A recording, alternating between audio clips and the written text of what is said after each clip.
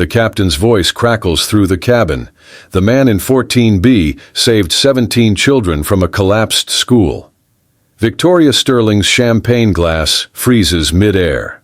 The single father she just humiliated, calling him a failure with no ambition, is being announced as a national hero. Her cruel words echo as passengers begin applauding.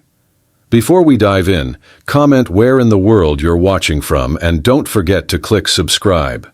The turbulence hit without warning, sending Victoria Sterling's champagne splashing across her designer suit.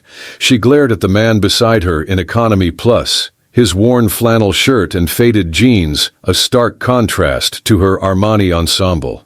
His 7-year-old daughter clutched his arm, eyes wide with fear. "Daddy, are we falling?" the girl whispered.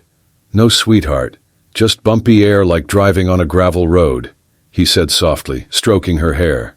Victoria scoffed audibly. "Perhaps if you could afford better seats, your child wouldn't be so frightened. First class rarely feels turbulence this severely." The man turned, his green eyes steady but tired. "We're grateful for what we have." Victoria laughed coldly. "Grateful? For economy, that's exactly the mindset that keeps people like you at the bottom. No ambition." She turned to her assistant across the aisle. "This is why I insist on private jets. Having to share space with people who've clearly given up on success." The little girl's lip trembled. "My daddy works really hard.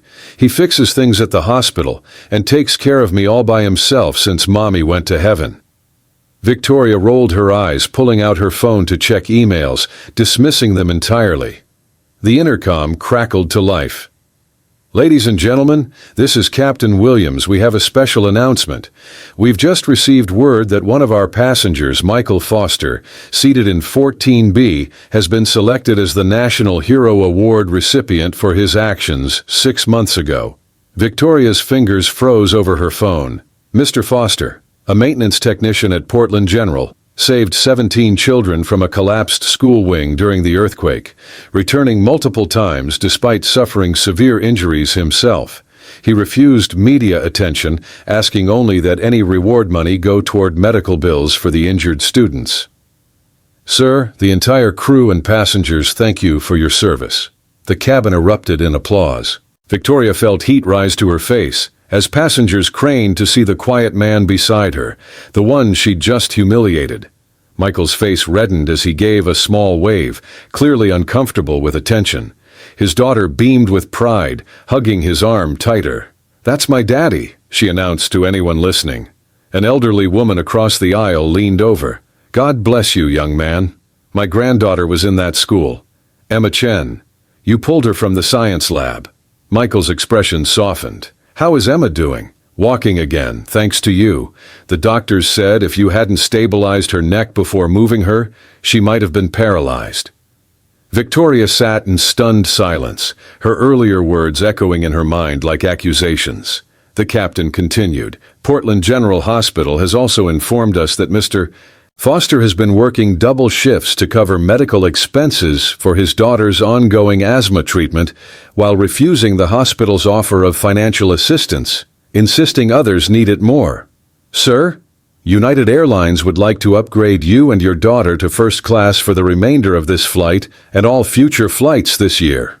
Michael shook his head quickly. "That's very kind, but unnecessary. We're fine here, really." His daughter tugged his sleeve. "Daddy, can we stay here? I like looking out this window better."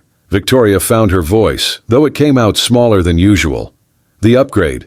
You should take it. You've earned it." Michael looked at her. No anger in his eyes, just a quiet understanding that somehow made her feel worse.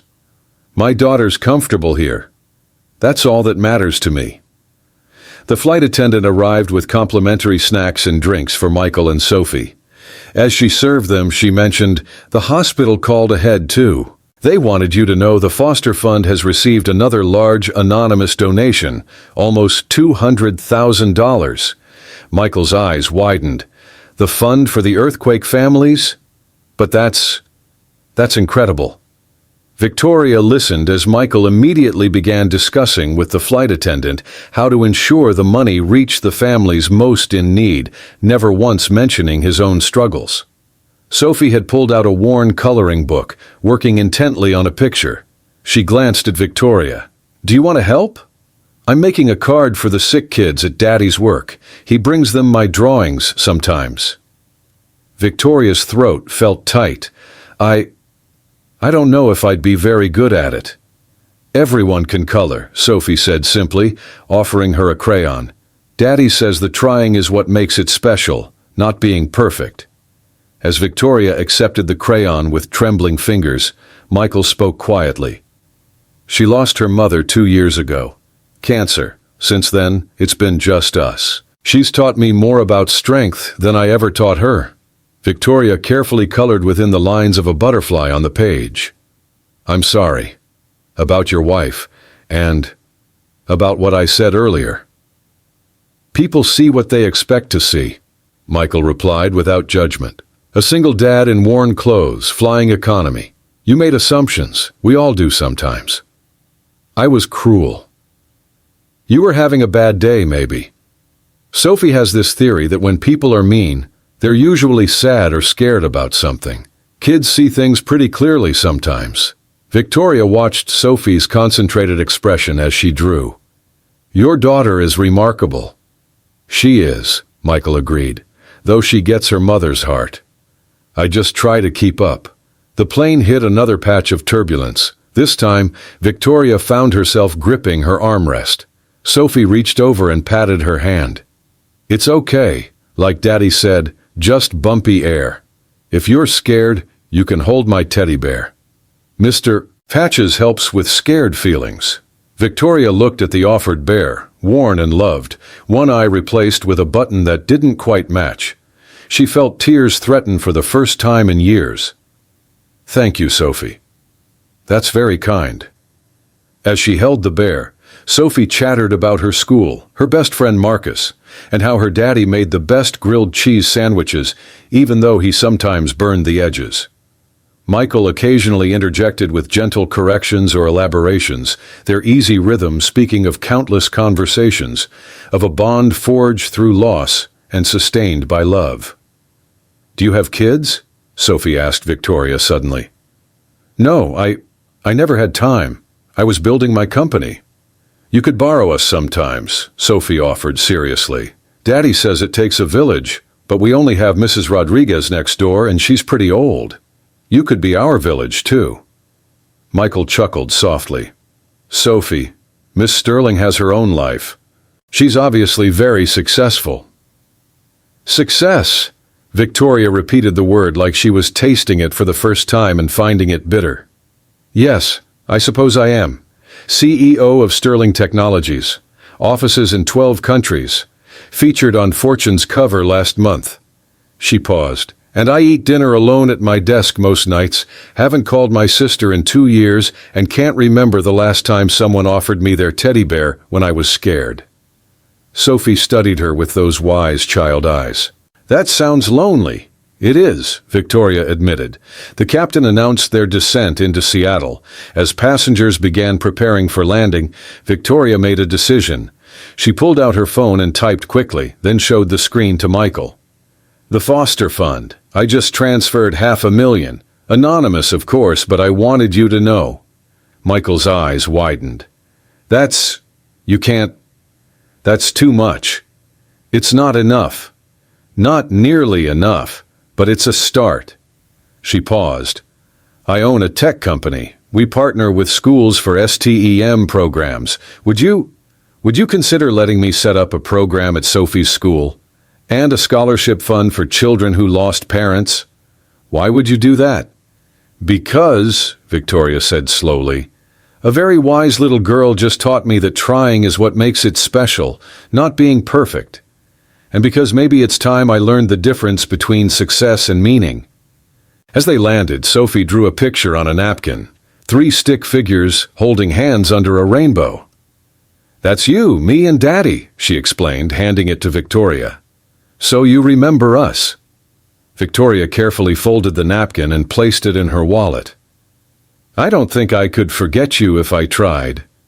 Michael stood to retrieve their bags from the overhead compartment. As he helped Sophie with her backpack, Victoria heard herself saying, I have a car waiting. Could I give you both a ride? Where are you heading?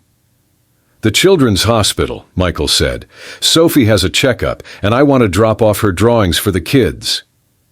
Then that's where I'm going too, Victoria said firmly. If you'll let me. Sophie slipped her hand into Victoria's as they walked up the jetway. Maybe you can help me make more drawings. The sick kids really like them, and Daddy says helping people is the best medicine for sad feelings. Victoria squeezed the small hand in hers, feeling something frozen inside her chest begin to thaw. I'd like that very much, Sophie. As they emerged into the terminal, Victoria caught a glimpse of their reflection in a window. A billionaire CEO holding hands with a 7-year-old girl while her maintenance worker father carried their modest bags.